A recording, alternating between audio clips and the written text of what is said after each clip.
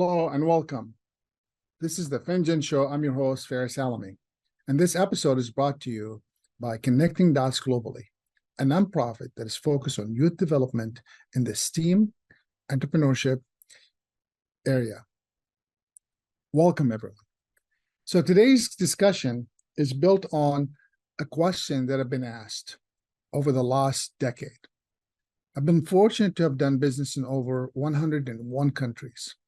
And the questions I usually get, first, are they all different? Are they all the same? What is happening?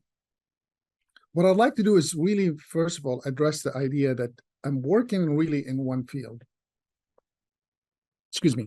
I'm only working in one area, which is entrepreneurship and small business development. Now, within that area, I am engaged in multiple arenas, for example, policy making, program deployment, actual training or delivering of programs, feedback, research, right? All these different areas. But really within, again, those two big categories, I'm going to call them, entrepreneurship and small business development programs.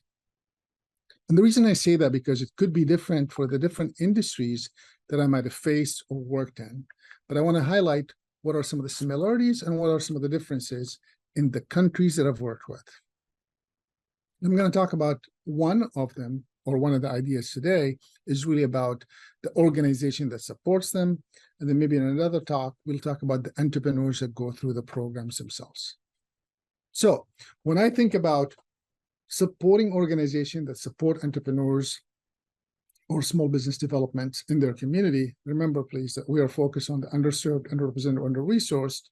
And we're going to talk about what are some of the similarities and differences that I've seen. And I've worked in some rich countries with lots of resources, and with some very poor countries with no resources, and some that are under occupation or military control. And I mentioned that because while they're different, there's some similarities, and while they're different and there's some similarities, there's some things we could learn from both. And I'm hoping that you could do that in the process. So the first thing I will say, some of the comments. Some of the common words I always heard in whatever community I worked in is this idea that we are unique, this idea that it's different, this idea that it's a new, this idea that there's not much activities in this space. And I will say that these are some of the similarities that I've heard in all the communities. Very rarely, almost never, I've heard we're the same like everyone else, or that this community is very similar to ABC community. Now, that's the similarity. What are the differences? I would say really that a lot of times there are actually some similarities between that community and other communities. Now, we can't I always say, we can't copy paste. If you're looking for copy paste jobs, I'm the wrong guy. Because what I've learned through the process of copy-paste, that it might work for one group in one time, in one location, may never work for another group and another time for another location. We can learn from it, but we can just copy and paste it. So that's important to know, that that's the difference, right? That we need to make sure that we understand. We might know, but we still have to understand. But I'll also know some of the differences is some communities choose to go through, I call it the process of learning themselves, because that's the only thing they want to do, is they want to learn. They want to deploy a program so they could come back and say, we learned this. There are others who say, you know what, we already know some basic fundamentals about entrepreneurship and small businesses. And we also know some basic fundamentals about our communities. We're going to combine them to say, what can we learn from other communities that are similar that we could deploy here, without having the mentality of copy-paste programs or services or activities. So that's important to understand. These are some of the differences that I've seen with individuals and groups or organizations deploying such programs.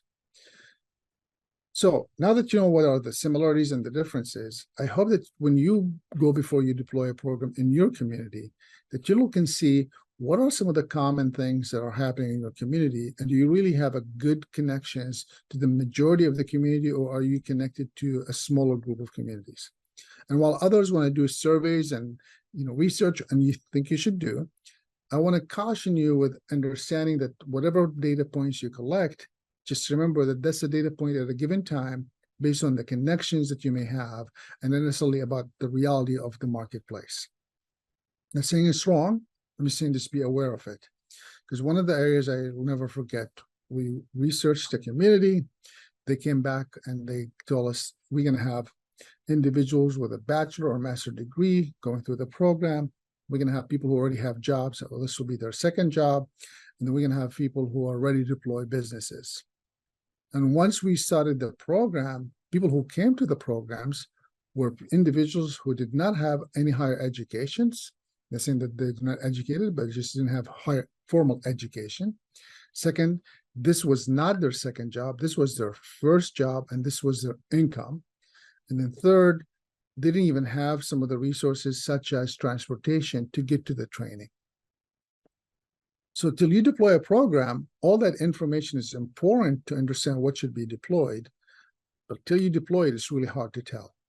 And once you deploy it, you have to have the flexibility to engage the different things. These are some of the similarities and differences that I've noticed in the communities I've worked with, where some of them take these things seriously and understand that we want to deploy the best right away. And they don't want to spend 3-4 years researching. They want to spend maybe 3-4 weeks, and then they got to deploy something, or even 3-4 days, and they're going to deploy something, because till you deploy it, it's hard to tell. What I also learned that every time you deploy it could be different, because as you continue to create some attentions within your community, the different types of people that apply may be different, and the different types of stages of business may be different. And you might have to dig deeper to get to the communities that you are targeting. So the better you are at articulating what the program is all about, what is it intend to do, and who should apply, the better you will get at getting those individuals to apply and be engaged with you. Till next time, thank you so much for joining us, and I hope these insights could help you next time you deploy a program from our learnings in over 101 countries that we've been blessed to touch. Thanks for being with us. I'm your host, Faris Alami. This is the Finjan Show.